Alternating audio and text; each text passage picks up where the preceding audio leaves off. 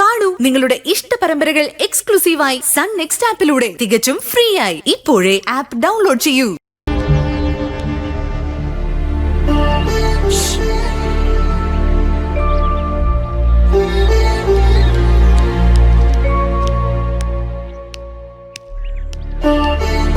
ശ്രീകുട്ടി, ഞാൻ ഒരു കാര്യം കാണിച്ചേരട്ടെ.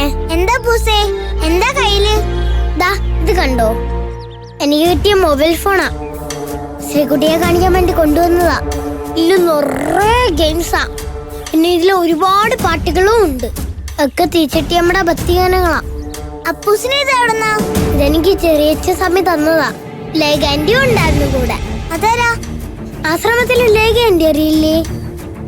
ലേഖ ആന്റിക്ക് അറിയാത്തായിട്ട് ഒന്നുമില്ല.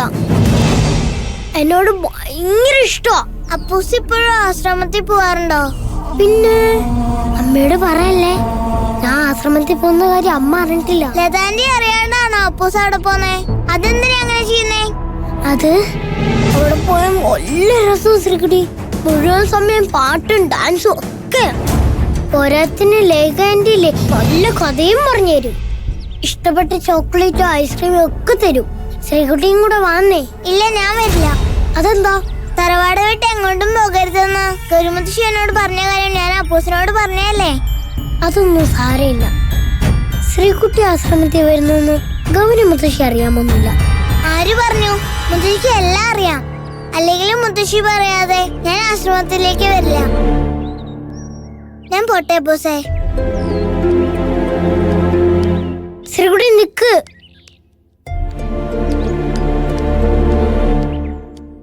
ഇത് ശ്രീകുട്ടി എടുത്തോ, എന്റെ സമ്മാനമായിട്ട്. എനിക്ക് വേണ്ട പൂസേ. അതെന്താ? ഞാൻ ഒരു സമ്മാനം തന്ന ശ്രീകുട്ടി വാങ്ങില്ലേ? ഗൗരിമുത്തശ്ശി പറഞ്ഞിട്ടുണ്ട് ആരുടെ ഒന്നും വാങ്ങരുതെന്ന്. അത് സാരമില്ല, ഇത് ഞാനല്ലേ തരുന്നത്. ഞാൻ ശ്രീകുട്ടിയുടെ ബെസ്റ്റ് ഫ്രണ്ട് അല്ലേ. അതുകൊണ്ട് ഇത് വാങ്ങുന്നതിൽ ഒരു കുഴപ്പവും ഇല്ല. വാങ്ങിക്കോളൂന്നേ. വാങ്ങിക്കൂ ശ്രീകുട്ടി, വാങ്ങിക്കേ.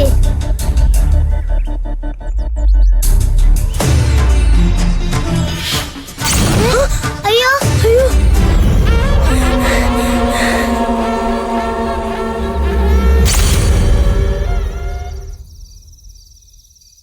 അപ്പൂസ് തന്ന ഫോണില് ഞാനൊന്ന് തൊട്ടതേ ഉള്ളൂ.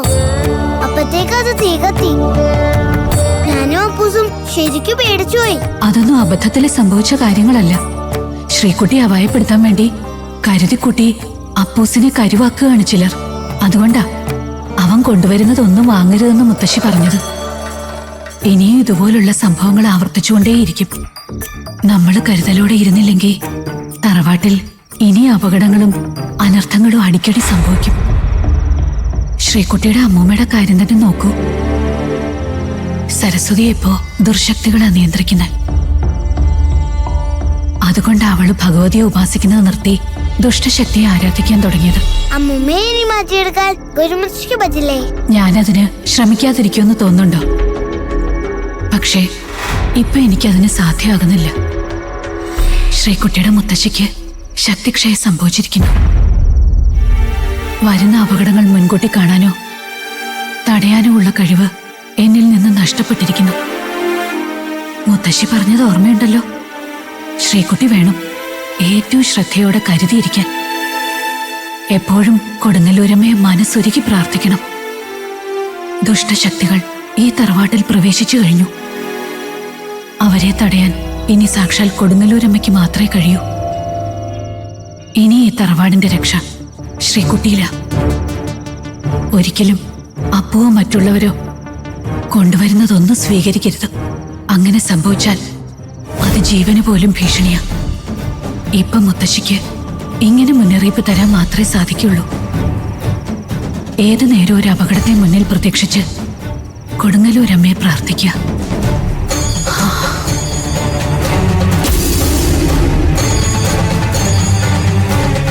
മാന്ത്രിക ശക്തിയുള്ള മൊബൈൽ ഫോൺ ഞാൻ ആ ചെക്കന്റെ കയ്യിൽ കൊടുത്തയച്ചതാ.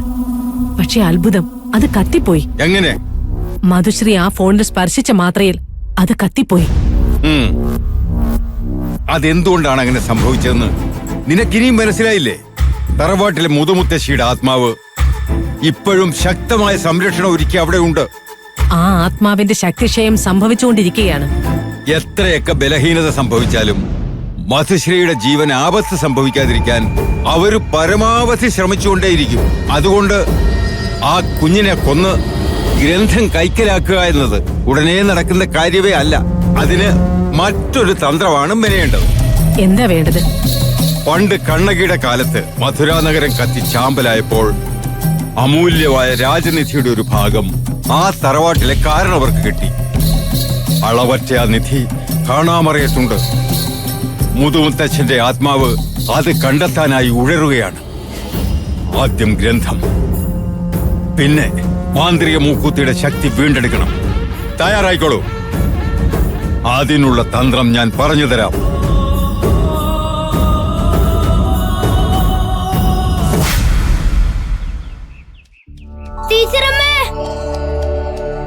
ടീച്ചറമ്മേ, ആഹാ, അപ്പൂസായിരുന്നോ? നീ ഇതെവിടെ പോയിട്ട് വരിക? ഞാൻ ആശ്രമത്തിൽ നിന്ന് വരുന്ന വഴിയാ. ടീച്ചറമ്മയെ കാണാനാണ് ഞാൻ വന്നത്.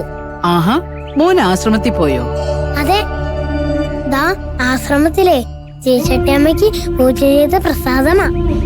ടീച്ചറമ്മയ്ക്ക് തരാനേ ചെറിയ സ്വാമി പ്രത്യേകം തന്നുവിട്ടതാ. അതെയോ? എന്റെ തീച്ചട്ടിയമ്മേ, ഞാനിപ്പോ മനസ്സിൽ ഓർത്തതേ ഉള്ളൂ. ആ ആശ്രമത്തിലേക്കൊന്ന് പോകാൻ പറ്റിയില്ലല്ലോ എന്ന്. ലതയുടെ കണ്ണു വെട്ടിച്ച് നീ എപ്പോഴും ഇവിടെ പോകാറുണ്ടല്ലേ?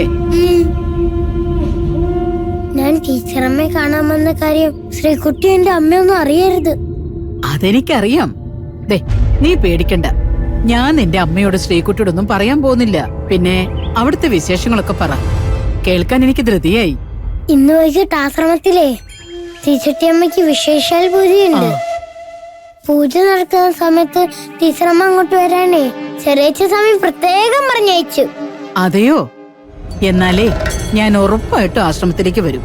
വിശേഷാൽ പൂജയല്ലേ, അതിന്റെ അനുഗ്രഹം കിട്ടാതിരിക്കില്ല. അതെ, വരുമ്പോഴേ ഇവിടെ ഉള്ള ഒരു ഗ്രന്ഥവും കൂടെ കൊണ്ടുവരാൻ ചെറിയ സമയം പറഞ്ഞു.